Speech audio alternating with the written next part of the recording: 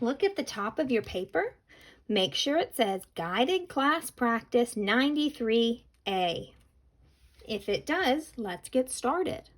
The first thing you're going to do is draw a line segment for your name and then write your name nicely in cursive.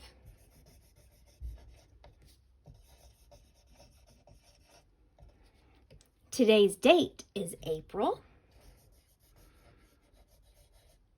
17th, 2020, and it is Friday.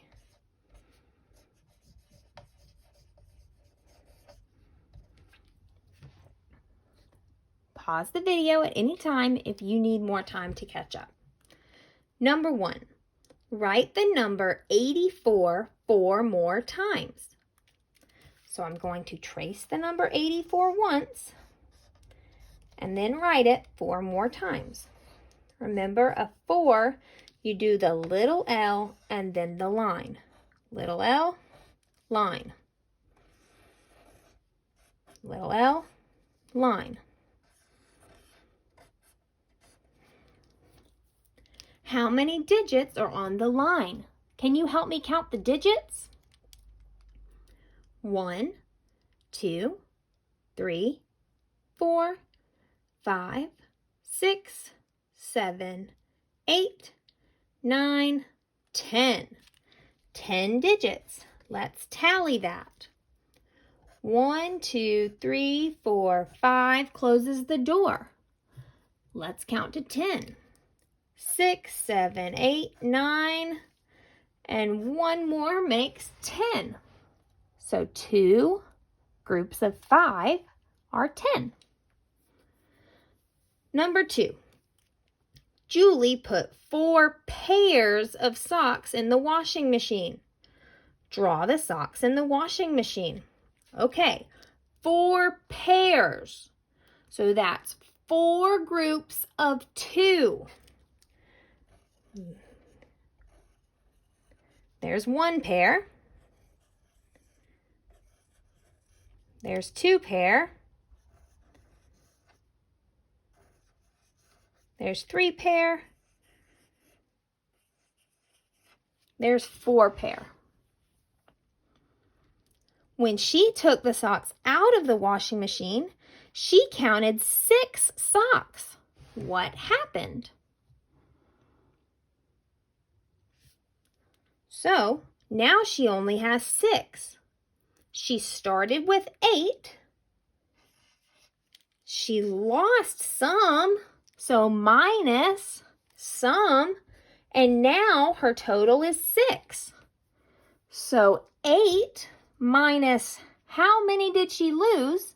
Because now she only has 6. So let's count the 6 that she has. She has 1, 2, 3, 4, 5, 6. She has those, she has those, and she has those. So she's missing how many socks?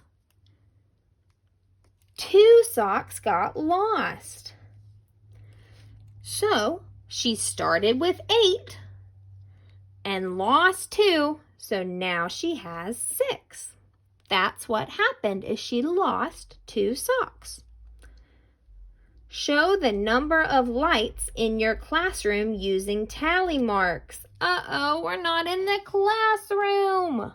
So, what you can do is pause this video and walk around and count the lights in your house. I'm going to count the ones in the room that I'm in right now.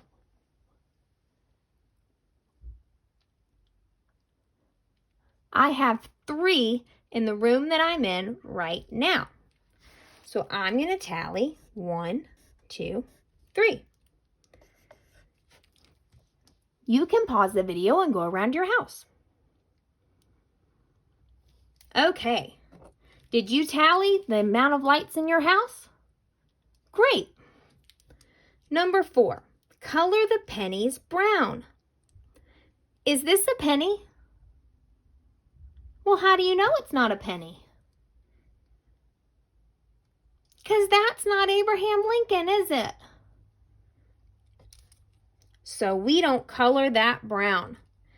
Is this a penny? Well, how do you know? Because that's Abraham Lincoln on there, isn't it? Is this a penny? Well, how do you know? It has the Lincoln Memorial on it, and it also says 1 cent, which is how much a penny is worth. So now we know that we can color the ones that are like that all the way down. Abraham Lincoln, Lincoln Memorial. Abraham Lincoln, Lincoln Memorial.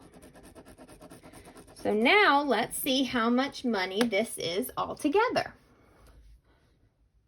What coin is this? That's a dime. A dime is worth 10 cents. So we say the number 10, and then we keep counting up by ones, because pennies are worth 1. 10, 11, 12, 13, 14, 15, 16. 16 cents are in the box. Number 5. Draw a triangle in the second square. Second means number 2. So I'm going to go to triangle number 2. Remember, we always count from left to right, just like when we read, left to right. So in the second square, I'm going to draw a triangle. Put an X in the middle square. How do we know what's in the middle? We put a finger on each outside square, on the first and last square, and then we come in. 1, 2, oh, we found it. There's the middle. So we're going to put an X in the middle. Divide the third square into halves. Third kind of sounds like 3. So we're going to find the third square. 1, 2, 3. And divide the third square in half. You can do it this way, or there's a bunch of other ways that you can divide a square in half. But that means only 2 parts. So if this was a piece of pizza, and you get half and your friend gets half, that's 2 parts. Divide the 5th square into fourths. What number do you hear in the word 5th? 5, or kind of sounds like 50, but 5th is 5. So we're going to count 1, 2, 3, 4, 5, and divide this square into fourths. We can do it like this, or we actually could do it kind of like how I made the X in the 4th square. Number 6. Show 11:30 on both clocks. 11:30. So we know that the hour is 11.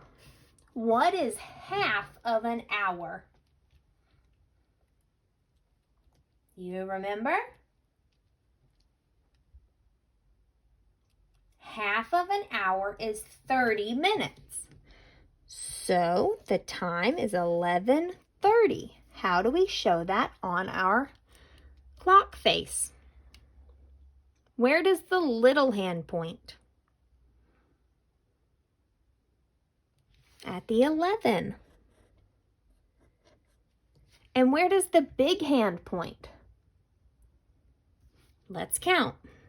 5, 10, 15, 20, 25, 30. 11, 30. I don't like where my little hand is pointing. Make it a little bit more towards 11. There we go.